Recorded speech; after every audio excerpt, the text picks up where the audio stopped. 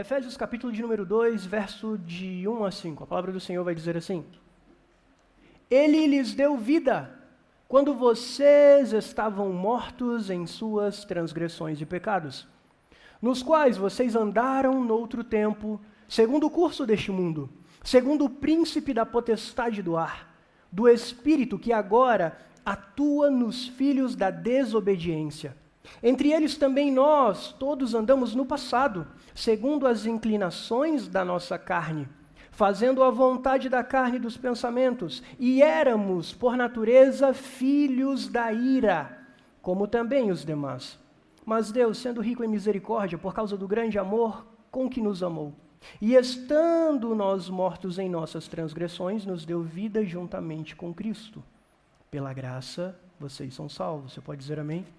Curve sua cabeça, vamos falar com Deus mais uma vez. Jesus, eu quero render graças a Ti, Pai, pelo Teu amor, pela Tua graça, pela oportunidade que o Senhor nos dá de estar em Tua casa, de aprender um pouco mais sobre a Tua palavra. Obrigado, Senhor, por ter nos trazido em segurança até aqui. Eu Te louvo, eu rendo graças a Ti, a Tua presença neste lugar é real. Espírito Santo, nos ajuda a aprender sobre a Tua palavra. Deus, se algo tem tentado roubar a nossa atenção, a atenção dos meus irmãos, em nome de Jesus, que seja repreendido. Pai, que como a Tua palavra nos ensina, o nosso coração seja uma terra fértil para receber a semente da Tua palavra e que no tempo oportuno, no tempo correto, ela dê o fruto esperado. Em nome de Jesus, amém.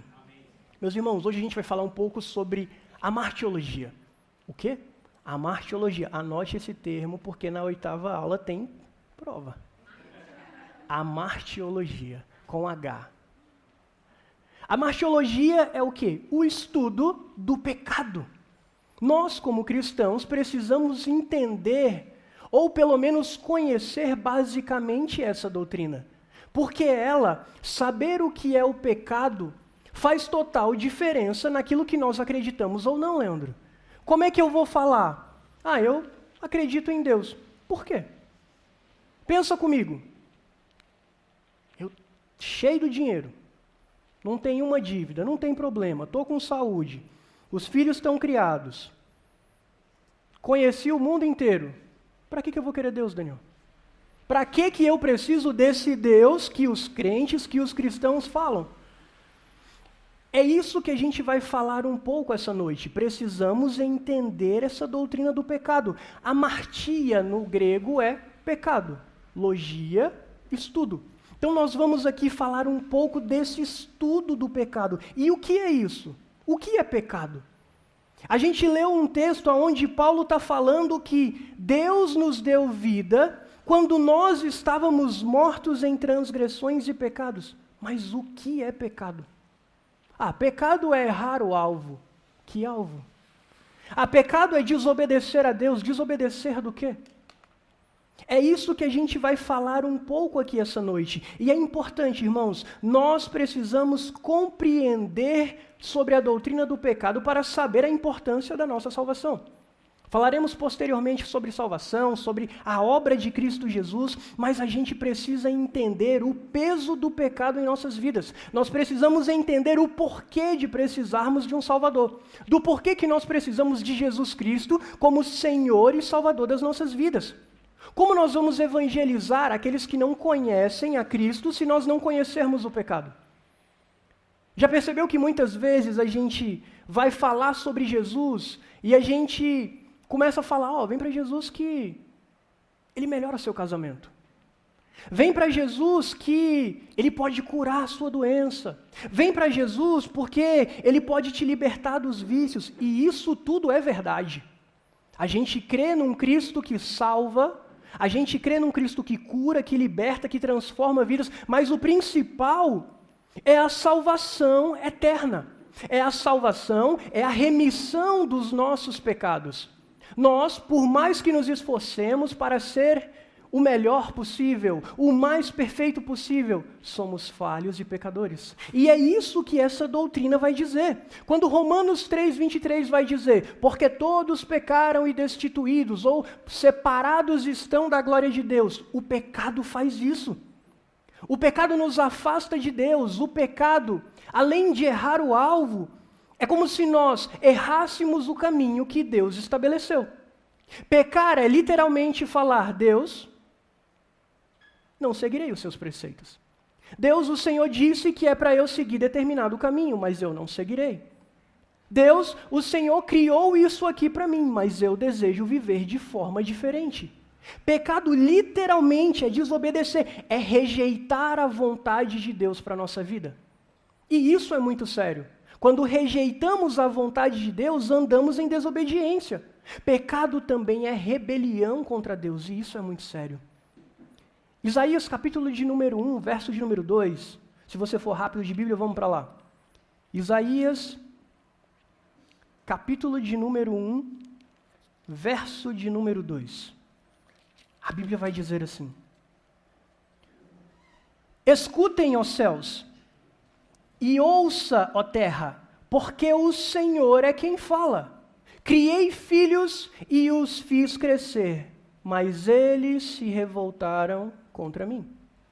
Deus está falando: eu criei, eu fiz crescer, eu dei vida a todos, mas aqueles que eu criei decidiram se rebelar, se voltar contra mim. E a gente precisa entender, mais para frente a gente vai falar sobre isso, que nós nascemos em pecado, Fred. Nós não possuímos a escolha de não pecar. Infelizmente, por conta de Adão e Eva, isso está intrínseco no nosso DNA. O pecado está inerente a nós. Todo aquele que pratica o pecado também pratica a iniquidade, porque o pecado é a iniquidade. Quando nós falamos da origem do pecado, o que é? De onde veio? Como surgiu? Como aconteceu? Essa é uma pergunta extremamente complexa. Porque o pecado ele tem início na eternidade, mas nós precisamos entender que o pecado não vem de Deus. Nós, como cristãos, que acreditamos na santidade de Deus, não podemos pensar que Deus criou o pecado. Nós precisamos entender que o pecado não teve origem em Deus. Deus age de acordo com a sua natureza e o pecado é contra a natureza de Deus, porque Deus é santo. Então, como o pecado nasceu? No final do culto, vocês procurem o pastor Raul, ele vai responder com mais clareza. Mas a ideia é, o pecado nasce no mundo angelical. De alguma forma que eu espero com clareza um dia encontrar na eternidade essa resposta, o que está escrito em Isaías, capítulo de número 14, verso 12 a 15. Vamos lá. Como que o pecado nasce na eternidade? Isaías, capítulo de número 14, verso de número 12. A Bíblia vai dizer assim. Olha isso. Veja como você caiu do céu, ó estrela da manhã, filho da alva. Veja como você foi lançado por terra, você que debilitava as nações. Você pensava assim: subirei ao céu, exaltarei o meu trono acima das estrelas e me assentarei no monte da congregação, na extremidade do norte. Subirei acima das mais altas nuvens e serei semelhante ao Altíssimo. Mas você descerá ao mundo dos mortos, no mais profundo do abismo. O pecado nasce com a rebelião de Satanás. E nós, muitas vezes, por não lermos e não estudarmos a palavra de Deus, dizemos que Satanás queria ser superior a Deus. Isso é impossível. E não é isso que o texto diz. Não é possível que Satanás fosse superior a Deus. A Bíblia vai dizer que ele quis ser semelhante. Ele foi criado com um propósito. E esse propósito, ele está lá em Ezequiel 28, 15. Ele é criado com um propósito, mas ele aspira a algo maior. Ele aspira a algo que Deus não havia o criado. Ezequiel 28, 15 vai dizer bem assim: você era perfeito nos seus caminhos, desde o dia em que foi criado, até que se achou iniquidade em você, ou até que se achou pecado em você. Na multiplicação do seu comércio, você encheu-se de violência e pecou. Por isso, ó querubim da guarda, eu o profanei e lancei fora do monte de Deus. Eu o expulsei do meio das pedras brilhantes. Verso 17. Você ficou orgulhoso por causa da sua formosura, corrompeu a sua sabedoria. por causa do seu esplendor. Por isso, eu o lancei por terra. Eu coloquei diante dos reis para que o contemplem. Em algum momento da eternidade, há a rebelião de Lúcifer e a queda dele junto com os anjos que se tornam demônios. O momento acontece fora do tempo. O momento acontece na eternidade, algo que para a nossa mente limitada muitas vezes é difícil de entender. Mas a questão é, o pecado nasce na eternidade com Satanás. Só que ele não para ali. O pecado ele tem uma origem também na humanidade. E é por isso que nós somos acometidos por isso.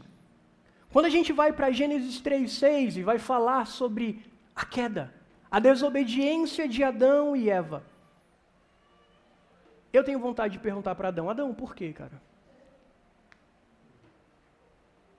Por que você trocou?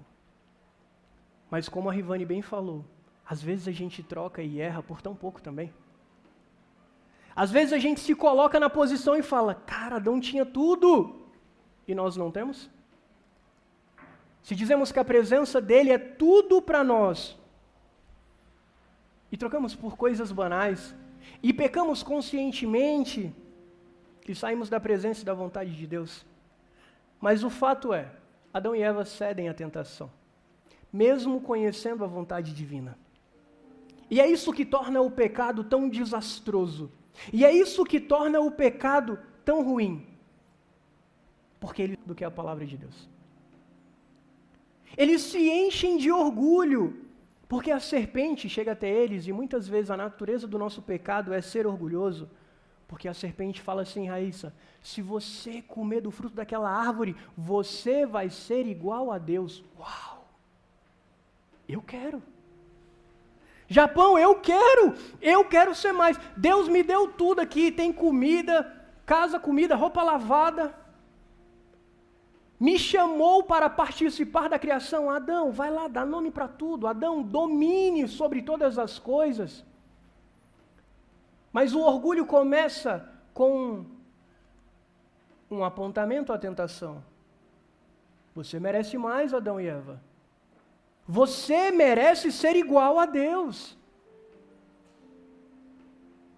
O inimigo das nossas almas sabe aonde mexer com cada um de nós. Enquanto o mundo não acabar, ele tem literalmente todo o tempo do mundo para nos derrubar, para atacar as nossas fraquezas, para tocar aonde somos suscetíveis a ceder se não estivermos firmados em Cristo Jesus. E é isso que acontece com Adão e Eva. A incredulidade e o orgulho dão espaço à desobediência. E aí é o que Romanos 5,19 vai dizer, pela desobediência de um só homem, todos se tornaram pecadores. Por causa da desobediência inicial, o pecado entra na humanidade. O pecado entra e contamina toda a criação. O pecado, ele corrói, o pecado macula, o pecado mancha a criação perfeita de Deus. É esse pecado que nós precisamos lutar para satisfazer a vontade de Deus, para conhecer mais a Deus. O fato, irmãos, é que como o apóstolo Paulo vai dizer várias vezes, enquanto estivermos aqui, Dudu, nós vamos pecar. A questão é que o pecado para nós cristãos precisa ser um acidente, uma queda no percurso e não um estilo de vida. Se somos cristãos e vivemos na prática do pecado, a Bíblia vai dizer que nós não conhecemos a Cristo. E não há nada pior do que viver enganando, fingindo que enganamos a nós mesmos. Porque no fundo, quando a gente vive fora da vontade de Deus e vive uma vida de pecado, o Espírito Santo nos constrange, nos aponta o caminho, tenta nos trazer de volta para o centro da vontade de Deus. Vamos pecar, irmãos, vamos. Mas a gente não pode pecar de forma conformada. Eu não posso errar e falar, a carne é fraca. E a gente inverte a ordem desse versículo. Porque se a carne é fraca, como a Bíblia está dizendo, o meu espírito, que se fortalece no Espírito de Deus, deveria ser muito mais forte. A carne é fraca não pode ser desculpa para eu pecar. A carne é fraca não pode ser desculpa para eu ceder à minha natureza pecaminosa. E quando falamos de natureza pecaminosa, cada um de nós é tentado, cada um de nós tem dificuldades em áreas diferentes. Homens normalmente têm dificuldade na área sexual, ou dinheiro, autoridade. Não fiquem bravas comigo, mas algumas mulheres têm problema com fofoca. Mas se bem que hoje em dia os homens estão fofoqueiros também, Bruno. Meu amigo, o negócio está estranho. Esses dias eu vi um Reels no Instagram, vou abrir e fechar esse parênteses, que era um cara correndo e falando assim, quando minha esposa diz que tem uma coisa para me contar. Cara, como assim, gente? Homem fofoqueiro aí, deu ruim. Enfim, pecado é pecado. E se não tomarmos cuidado, a gente vive um cristianismo como um clube social. Eu vou ali, vou no culto, tem uma música legal. Vou ver os irmãos que eu gosto, meus amigos na fé, eu gosto deles. Vou comer um churrasco sábado à noite. Tu que vai fazer, Japão? Eita glória. Domingo de manhã eu vou para a igreja, porque tomar um café da manhã. Mas se vivermos conformados com o pecado, há algo muito sério com o nosso cristianismo. E é isso que nós estamos fazendo aqui. Revisitando e olhando para a base, para o fundamento. O fundamento está firme, eu estou firmado na rocha e estou descontente com o pecado. Estou descontente se alguma área da minha vida eu continuo cedendo, eu continuo caindo. Porque quando a gente fala de tipo de pecado, não existe pecadinho ou pecadão. Pecado é pecado. Mas a gente é tendencioso, parece que assim, na igreja o que é pecado é escândalo, é pecado sexual. Mas o mesmo pecado que o adúltero comete é o mesmo pecado que o fofoqueiro comete. É pecado. Só que na nossa ética humana, nós queremos normalizar alguns pecados e transformar outros de uma forma, falar, não, esse é até aceitável, Rivane. Sem querer, quando eu vou no trânsito, eu xingo o que buzinou para mim. Não posso jogar futebol, que eu também xingo. Não dá, amigos. Não dá.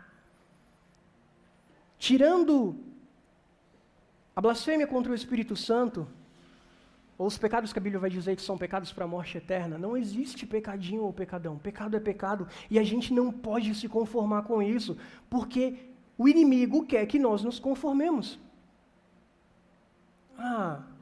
Que série que não tem homossexualidade hoje? Então tem que assistir. Quem é que não solta um palavrão? Quem é que não participa de um grupo imoral? E as coisas no mundo que já são normais, o mundo está em trevas. E não vai melhorar. O mundo lá fora não vai melhorar enquanto nós, que somos a igreja de Cristo, o sal da terra e a luz do mundo, não brilharmos lá fora. Mas esse tipo de pecado, essa vida não pode fazer sentido no nosso meio.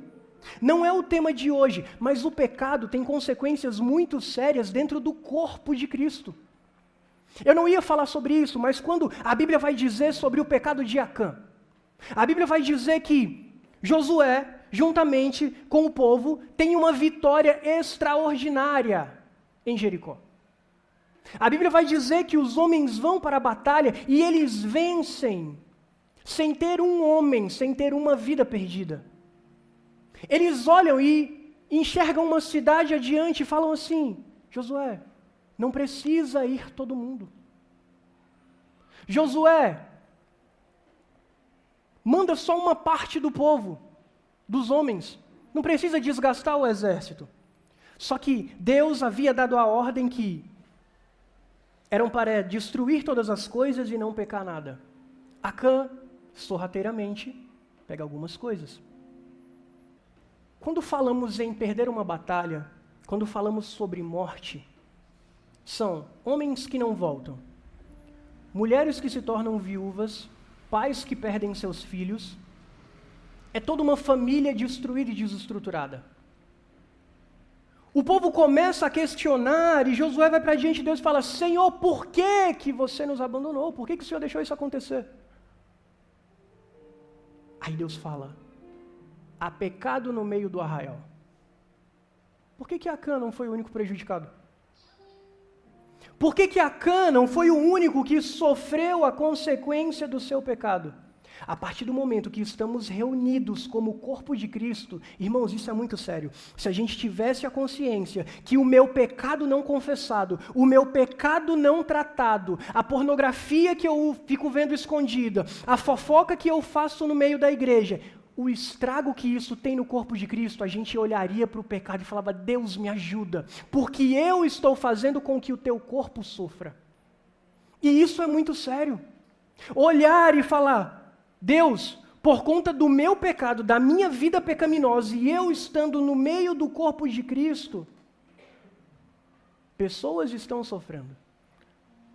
Quando a gente vai para o texto da ceia, Paulo, entre muitas coisas, ele vai terminar o texto dizendo assim: é por isso que há entre vós muitos mortos e doentes.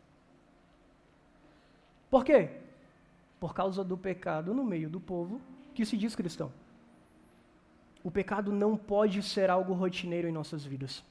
O pecado não pode ser algo que temos prazer.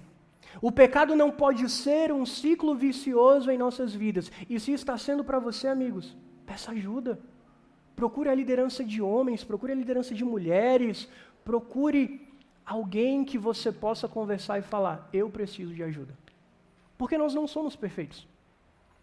E a Bíblia vai dizer que aquele que confessa e deixa alcança misericórdia, mas Tiago vai dizer que quando nós confessamos o nosso pecado um ao outro, a gente é sarado. Não dá, irmãos, para vivermos num ciclo vicioso de pecado, porque talvez seja isso que te impede de romper na fé. Talvez seja isso que te impede de alcançar aquilo que Cristo tem para você. Mas vamos avançar. Se a gente fosse dividir basicamente os tipos de pecado, seria pecado por omissão e pecado por comissão ou cometimento. O que é o pecado por omissão? É não fazer o bem. Tiago 4,17: portanto, aquele que sabe que deve fazer o bem e não o faz, está pecando. Se eu sei fazer o bem, se eu posso fazer o bem e desejo não fazer, estou pecando. Ingrid estressou comigo. Por um motivo qualquer. E Deus fala: te acalma, vai passar. Não, eu vou responder na mesma moeda. Porque se ela é ruim, eu sou ruim dobrado.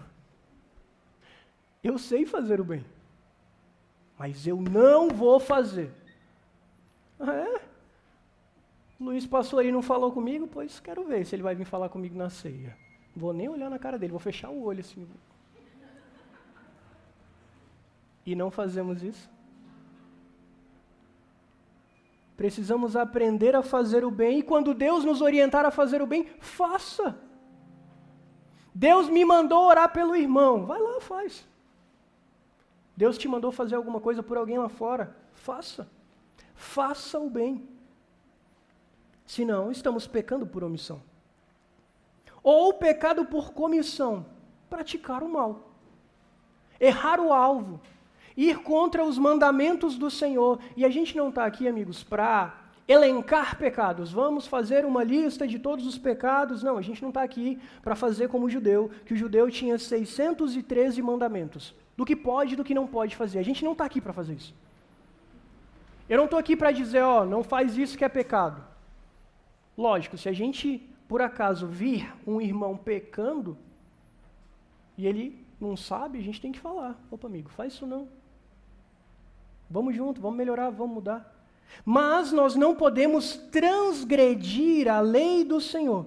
Nós não podemos seguir como se não conhecêssemos. E na mente do cristão, como eu falei anteriormente, antes de pecar, sempre acende aquela luzinha amarela. E até a Irinha já aprendeu. Vou andar de carro, pai, tá amarelo. Filho, amarelo dá para passar. E a gente às vezes faz isso. Não, está no amarelo. Só que Deus está falando, não faça, não vá por aí, não veja isso, não fale dessa forma, não tenha esse tipo de pensamento. Mas a gente decide pecado por comissão, pecado por cometimento. E a gente precisa tomar cuidado porque Jesus eleva o game. Quando a gente estuda o Antigo Testamento, parece, por mais que a gente ache que não, que a lei era um pouco mais fácil. Porque o pecado no Antigo Testamento era aquilo que eu fazia. Se eu faço, estou pecando. Se eu não faço, Fred, eu só olhei. E homens, isso é perigoso para nós. Não canso de me repetir isso. Billy Graham dizia que o primeiro olhar do homem para algo que o chama a atenção não é intencional. Se passa uma mulher bonita, se passa um carro diferente, a visão do homem naturalmente vai para aquilo. Nós olhamos. Agora, se permanecemos com o olhar, ou se a gente desviou, olhei de novo, aí eu já estou dando lugar. E a gente precisa tomar cuidado com isso. Por quê?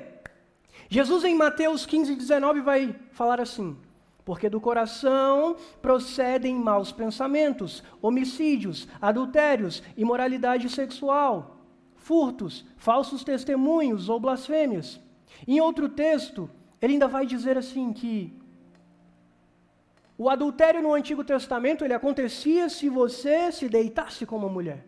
Mas Jesus fala assim, se você olhou e desejou, pecou, até rimou. Não podemos aceitar isso e achar que é normal. Não podemos olhar e falar, é da carne. Não. Como Paulo vai dizer em Romanos 7,19, porque o bem que eu quero fazer, esse eu não faço. Mas o mal que eu não quero, esse eu pratico. É uma luta constante. Mas não pode ser uma queda constante. Precisamos lutar e precisamos vencer. Quando a gente olha um pouco para a natureza do pecado, a gente já falou da condição universal. Porque todos pecaram e destituídos estão da glória de Deus. Ele afeta o nosso corpo, ele afeta a nossa mente, ele afeta o nosso espírito. Jeremias 17:9, enganoso é o coração do homem. Eu estou sentindo de fazer porque o meu coração, Fred, o coração do homem é enganoso. Se a gente age só por sentimento, eu estou sentindo de fazer, o meu coração está me direcionando para cá. Cuidado, o nosso coração é enganoso. O nosso coração nos leva a lugares e a situações que a gente fala, o que eu estou fazendo aqui? Quer ver um coração que faz besteira? O coração apaixonado. Meu amigo. Vocês estão rindo, né? Deus trouxe o pecado à tona aí. O coração apaixonado faz loucuras. Mente, passa por cima. Vai atrás dos desejos sexuais. Porque está apaixonado. Estou seguindo o meu coração. Vai dar ruim. Cuidado. O homem não pode vencer o pecado sozinho. Não dá. Efésios 4:18 vai dizer, obscurecidos de entendimento, separados da vida de Deus por causa da ignorância que há neles. Olha isso. O pecado, ele cega o nosso entendimento. O pecado, e isso é tão sério, porque você pode ser um obscurecido dentro da casa de Deus. Como é que eu posso exemplificar o obscurecido? O obscurecido é aquele que a luz reflete, mas ele não tem a visão genuína, verdadeira, clara, para que ele possa seguir. Ele sempre tem que andar com uma visão limitada, porque a mente dele está obscurecida pelo pecado. Cristo nos chamou para andar na sua luz. Cristo nos chamou para iluminar a nossa mente. Não podemos aceitar andar em trevas. Não dá para a gente viver uma vida de ignorância separado da vida que Deus tem para nós. É isso que o pecado faz. O pecado traz consequências, e isso é muito sério. Irmãos, o pecado sempre trará consequências. Sempre. Adão e Eva já trouxeram consequências mundiais. Mulheres, vocês que gostam de passar pela cesárea, é por conta do pecado de Adão e Eva. Deus fala para Eva que por conta do pecado dela vai se multiplicar a dor no parto. E eu tenho uma teoria. Vou abrir e fechar um parênteses. Tudo multiplicado por zero é zero. Se Deus multiplicou, será que Eva já tinha filho? Fechei esse parênteses e depois pergunta para o pastor Raul. Tá com ele. Meu negócio é só fazer provocação. Todos se tornam pecadores. Ensina. Já vem no nosso DNA. Ela não precisa ver alguém mentindo para que ela faça algo errado e você questione ela ser tendenciosa a falar, não fui eu, papai. Não é o caso da Irinha, graças a Deus. Mas as birras, os desafios que a gente enfrenta são inerentes à nossa natureza humana. Quer ver uma coisa interessante? O que a gente precisa fazer para ir para o inferno? Nada. Já nascemos em pecado. Se não entregarmos a nossa vida para Jesus, a gente não precisa fazer nada para ir para o inferno, auxiliadora. Porque a gente já nasceu em pecado. E a Bíblia vai dizer que até os nossos melhores atos para Deus são trapos de imundície, se eu não me engano o termo. A gente já nasce condenado. E essa é a maravilha da graça de Jesus. O Verbo encarnado vem até a terra e paga o preço por nós. E é interessante a gente entender isso, e eu tenho certeza que vai ser dito quando falarmos sobre salvação. Mas um dia, no auge da minha sabedoria, eu perguntei, Deus, por que o Senhor não salva todo mundo? Ia ser tão mais fácil. O universalismo. Não, no final vai dar tudo certo. Deus vai perdoar todo mundo. Eu tinha um professor de sociologia que falava que, olha meu Deus, que Satanás e Jesus eram irmãos. Que no final, isso era o que eu aprendia no ensino médio com 14 anos de idade. Não, Satanás e Jesus são irmãos, são filhos de Deus, e no final, Deus vai fazer igual o filho pródigo, vai reunir todo mundo e vai dar tudo certo. Só que não. O mundo espiritual, as leis que regem o mundo espiritual, são muito mais sérias do que a... Ele não já pagou o preço por todo mundo? Então, por que eu tenho que aceitar Jesus? Por que eu tenho que reconhecer Ele? É como se eu tivesse uma dívida, Leandro, com você e falasse assim, ó, estou te devendo 5 mil reais. Você fala, não, a dívida, esquece. Só que no mundo espiritual não é assim. Por mais que você perdoe essa dívida, você precisa me passar esses 5 mil reais, deposita na minha conta. Tem que constar lá na Receita Federal que teve essa movimentação, e eu vou te devolver. Da mesma forma, é a nossa salvação.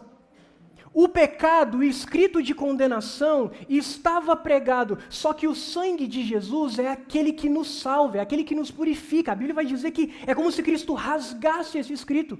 Se nós não nos posicionarmos e aceitarmos a obra redentora, salvífica de Cristo por nós, de nada vale. E é aí que o Satanás nos acusa. Quando Satanás vai até Jó, vai até Deus e fala, Deus fala, tem visto o meu servo Jó? Satanás busca uma autorização. O mundo espiritual é regido por leis. Por isso precisamos aceitar essa salvação. Por isso a gente precisa pedir perdão e falar, Deus, me perdoa, eu aceito. E é tão louco isso, porque em tantos momentos a gente vive como se fosse algo por merecimento. Poxa, pequei, perdi tudo, não, meu Deus. E eu cresci assim, tá, irmãos? A gente não é calvinista, a gente não é arminianista, a gente é cristão.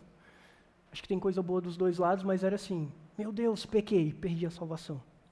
Eita, tô salvo de novo. Tô ou não tô? É uma loucura. Só que o pecado, quando ele se torna um acidente de percurso e não uma prática contínua, constante, há a alegria da salvação dentro de nós. Nós levantamos as mãos para adorar a Jesus, não é porque somos os santarrões, não é porque não vamos errar mais, não, é porque nós nos arrependemos, Deus nos perdoa e a gente segue. Deus, eu vou me aperfeiçoar em Ti. Deus, eu vou crescer até alcançar a estatura que o Senhor tem para mim. Mas vamos avançar.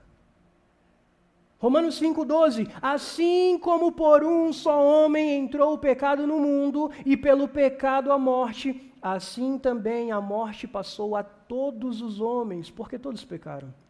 Quer aprender sobre pecado, irmãos? Leia a carta aos Romanos. Estude. Quando nós lemos algum texto da Bíblia, algum livro alguma vez, muitas vezes o entendimento vai ser desafiador. Quantas vezes eu já li a carta de Paulo aos Romanos e falava, Deus, eu não estou entendendo nada. Caramba! Parece que é difícil compreender as palavras. Mas aí a gente continua. Espírito Santo, me ajuda. Há uma revelação aqui da Tua palavra. Senhor, me ajuda a compreender isso.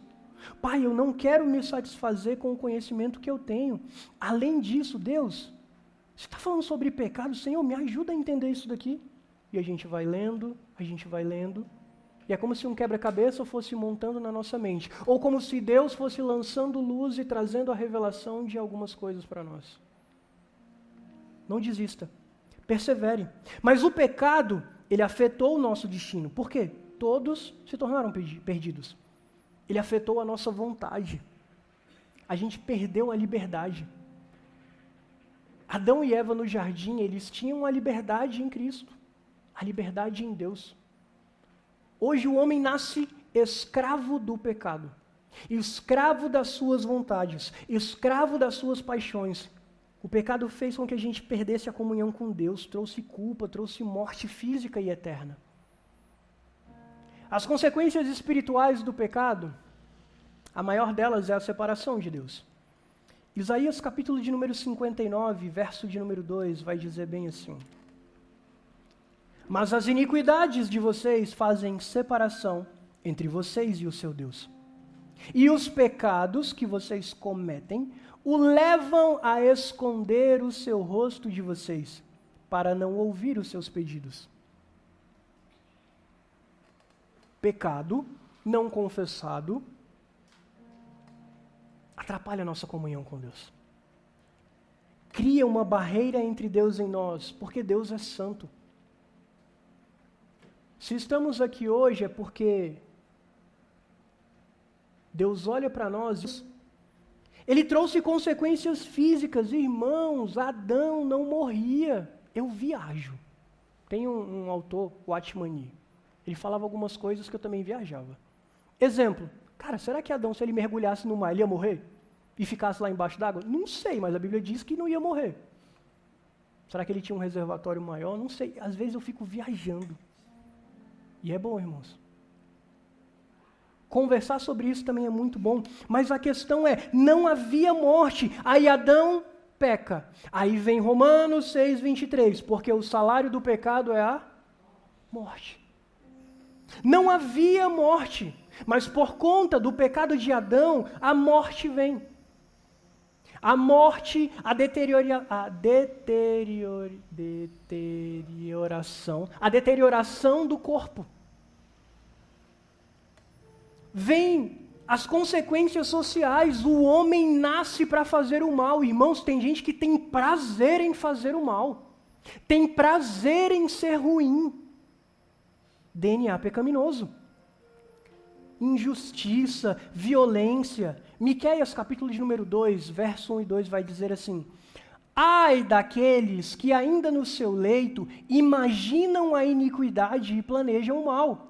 Ao amanhecer, eles o praticam, porque têm o poder para tanto. Eles podem fazer isso, eles vão lá.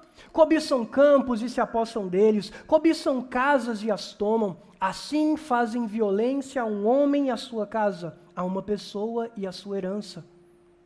Existem pessoas que, irmãos, sem Deus, a gente seria uma dessas pessoas, talvez.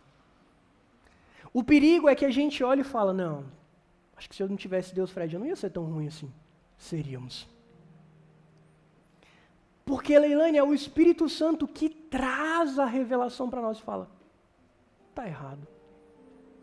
Mas sem Deus, o homem é dessa forma, ele tem prazer em fazer o mal.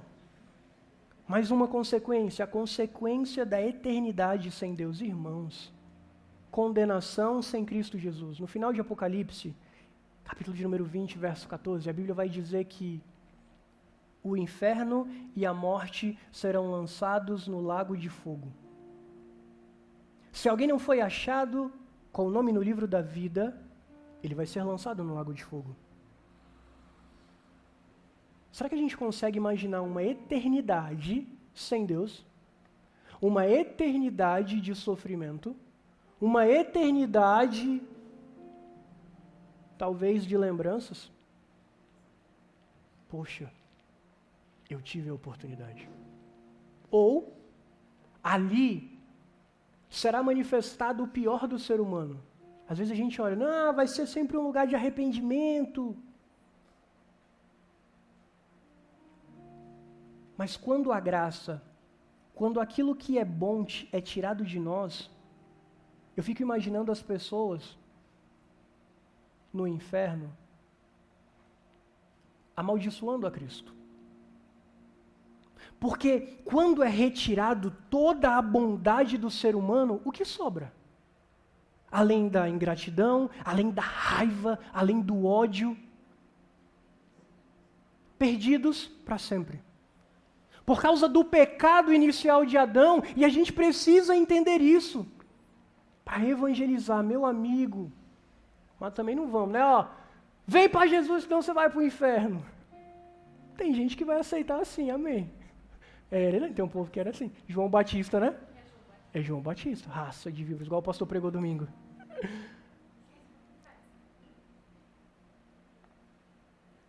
Tem um pastor na internet que ele é desse jeito também, mas eu não vou lembrar o nome dele agora.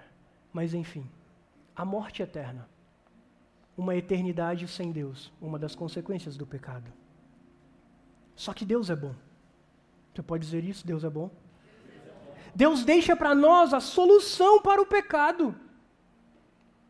Deus deixa para nós um jeito de consertar aquilo que para nós seria inconsertável, aquilo que mediante a nossa força, mediante aos nossos esforços, nós não alcançaríamos, e o nome disso se chama a obra redentora de Cristo Jesus. É ela que nos salva, é João vendo, eis o Cordeiro de Deus. Irmãos, isso é lindo demais, isso é extraordinário. Todo o povo na lei estava acostumado a fazer o quê? Mata o animal, vai lá uma vez no ano para oferecer a propiciação pelo Cordeiro de Deus. Não é que cobre, é o Cordeiro que tira, é o Cordeiro que arranca, é o Cordeiro que transforma de dentro para fora. Esse é Jesus. É Ele que consegue fazer essa obra em nós, não é a nossa força de vontade. Eis o Cordeiro de Deus que tira o pecado do mundo.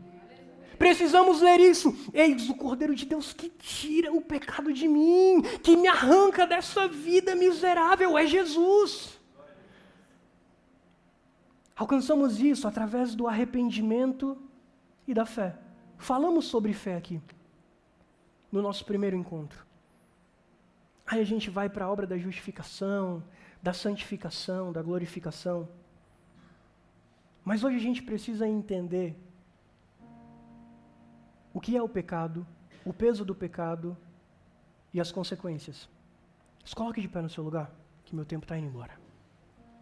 A gente precisa sair daqui hoje entendendo que o pecado é universal, ele é profundo, ele é destrutivo. E a única solução que nós temos é Cristo Jesus. O texto que a gente leu, vou voltar lá nele, em Efésios 2. A gente leu do verso 1 ao 5. E a gente vai ler ele novamente para terminar. Esse texto é muito rico. E é interessante que Paulo, ele está escrevendo uma carta. Vamos ler de novo. Ah, tá aí, legal. Paulo está falando assim, ó. Ele lhes deu vida. quando vocês estavam mortos em suas transgressões e pecados. Paulo está apontando. Nos quais vocês andaram noutro tempo, segundo o curso deste mundo, vocês seguiram a vida pecaminosa que existia, que foi dada a vocês pelo pecado de Adão, segundo o príncipe da potestade do ar, Satanás, do espírito que agora atua nos filhos da desobediência. Quem atua naqueles que não são alcançados é o inimigo. Entre eles também, aí ele traz para todos, ele se coloca. Também nós todos andamos no passado segundo as inclinações da nossa carne, fazendo a vontade da carne e dos pensamentos, e éramos por natureza filhos da ira, como os demais. Pode passar, a gente era filho da ira, e a gente ia herdar a condenação eterna. Mas Deus, sendo rico em misericórdia, por causa do grande amor que nos amou, e estando nós mortos em nossas transgressões, nos deu vida juntamente com Cristo. Pela graça vocês são salvos. E juntamente com Ele nos ressuscitou. E com Ele nos fez assentar nas regiões celestiais em Cristo Jesus. Deus fez isso para mostrar nos tempos vindouros a suprema riqueza da sua graça, em bondade para conosco aonde? Em Cristo Jesus. Porque pela graça vocês são salvos, ele repete, mediante a fé, e isso não vem de vocês, é dom de Deus. Verso 9, não de obras, para que ninguém se glorie. Aí a gente finaliza no 10. Pois somos feitura dele, criados em Cristo Jesus para boas obras, as quais Deus de antemão preparou para que andássemos nela. Deus não nos preparou para viver uma vida de escravos do pecado. Deus não preparou para nós uma vida onde nós vivemos de ciclo, cai e levanta. Não, Deus te chamou para ser livre do pecado. E essa liberdade, essa libertação, ela vem através de Cristo Jesus. Nós como cristãos, nós como corpo de Cristo, como batista pertencer, como irmãos, não podemos aceitar uma vida onde o pecado domina, aonde a nossa mente, aonde a nossa boca, aonde os nossos pensamentos são escravos do pecado. Não podemos aceitar, porque não foi para isso que Cristo nos chamou. Deus nos chamou para manifestar a glória dele e viver a obra que ele tem para nós. Essa é a importância de entendermos o porquê do pecado, do porquê tão destrutivo ele é, de como ele nos afasta de Deus, de como ele nos impede de viver aquilo que Deus tem para nós. A gente precisa sair daqui hoje firmado e decidido. Se em alguma área você ainda continua falhando, como eu disse anteriormente, peça ajuda, converse. Você não está sozinho. Aqui não existe supercrente. Nós que ministramos, que estamos no altar, não somos super-heróis. Nós erramos, nos arrependemos, pedimos ajuda, pedimos conselhos, temos mentores. E essa é a beleza do Evangelho. Ser aperfeiçoado em Cristo Jesus. Para que todos nós alcancemos a estatura. Irmão, existe um tamanho espiritual que a gente tem que crescer, para manifestar a glória, o caráter, o poder, a autoridade, a unção de Deus nessa terra. Vamos orar? Porque nosso tempo já foi. Jesus, eu quero render.